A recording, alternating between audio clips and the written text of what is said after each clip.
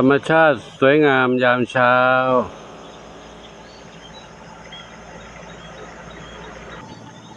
วันนี้ขอนำบรรยากาศยามเช้าอันสวยงามให้กับทุกท่านได้รับชมกันบรรยากาศยามเช้าดวงอาทิตย์กำลังขึ้นสู่ขอบฟ้าณบริเวณด้านหน้าวัดโป่งชัยแจ้ห่มลำปาง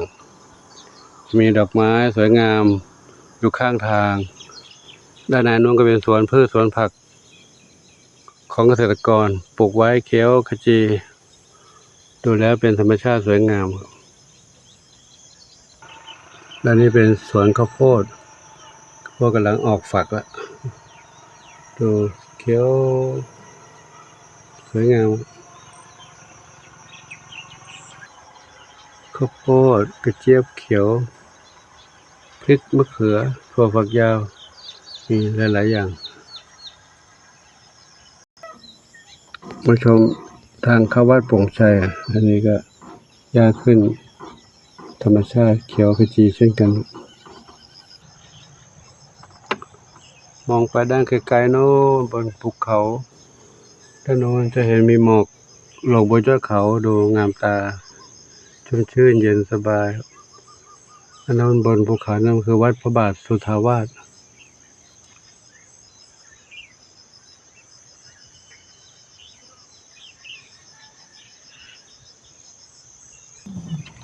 อันนี้ก็เป็นทางเข้าวัดสองข้างทางหญ้าขึ้นมาเขียวขจีเป็นธรรมชาติแต่ดูแล้วน่าจะมีการตัด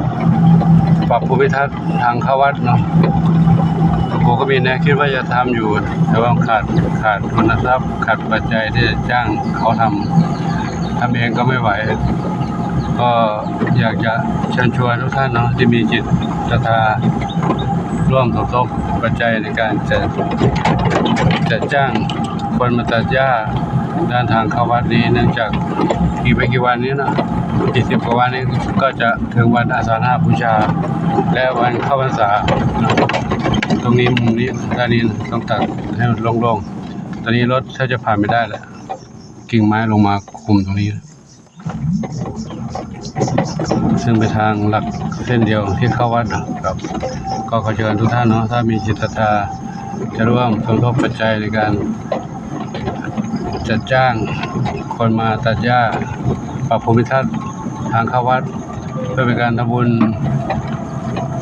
เนื่องด้วยวันอาสาฬหบูชาวันเข้าพรรษาและอีกบุญหนึ่งคือบุญ